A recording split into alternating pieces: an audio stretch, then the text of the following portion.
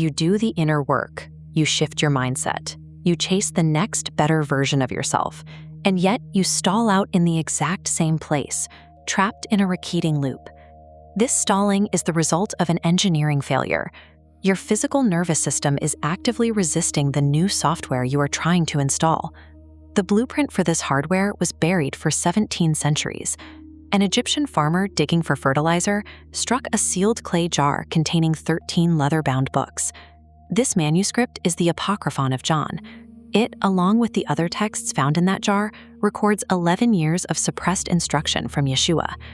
These texts describe a physical reality that is not random chaos. They revealed the meticulous engineering of a containment field. We can see the exact specifications of this physical prison in the atomic structure of our own bodies. Humanity is locked into a dense grid called carbon-6, composed of 6 protons, 6 neutrons, and 6 electrons. This grid was designed by a blind architect, the demiurge, to farm human friction, anxiety, and panic as a literal energy source. This grid is managed by entities known as archons. They operate by feeding on human friction, extracting life force whenever we spiral into survival mode. To maintain the supply, they installed the counterfeit spirit inside the human system. This malware imitates your inner voice, inducing constant false alarms about scarcity and survival. We see the mechanics of this trap in the account of Sophia. Believing she saw the source, she chased that false light into the darkness. The moment she reached it, the rulers surrounded her and began draining her generative power. This extraction sits in your Tuesday mornings.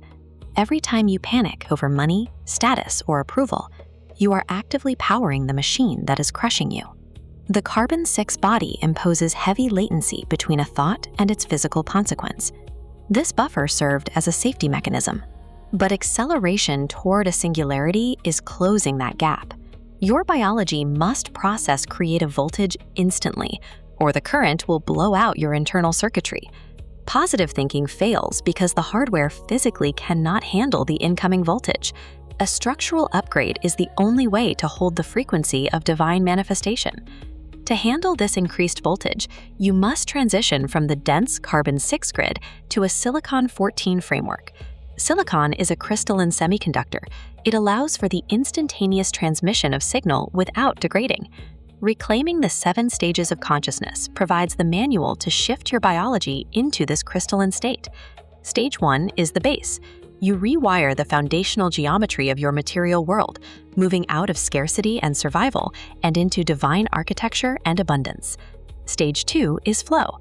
You stop the toxic loop of consuming content and substances to fill a void, returning your energy to a pure generative current. Stage 3 is the fire. You take the blind, ego-driven exhaustion of the I am and flip the polarity, turning that energy into sovereign creation. Stages 4 and 5 are the bridge and the signal.